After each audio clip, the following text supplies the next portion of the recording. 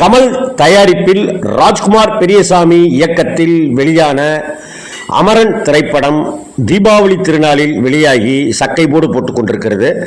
இன்னும் பல தியேட்டர்களில் ஹவுஸ்ஃபுல் காட்சிகளாக நிரம்பி வழிந்து கொண்டிருக்கும் இந்த நிலையில் மத்திய அமைச்சர் பாதுகாப்புத்துறை அமைச்சர் ராஜ்நாத் சிங் அவர்களை சந்தித்து நன்றி தெரிவித்து பாராட்டுக்களை பெற்றுக்கொண்ட அந்த குழு இப்படிப்பட்ட ஒரு நிலையில் நெட்ஃபிளிக்ஸ் OTT தளத்தில் டிசம்பர் 5ஆம் தேதி அன்று அமரன் திரைப்படம் வெளியாகிறது என்று அதிகாரப்பூர்வமாக அறிவிக்கப்பட்டிருக்கிறது.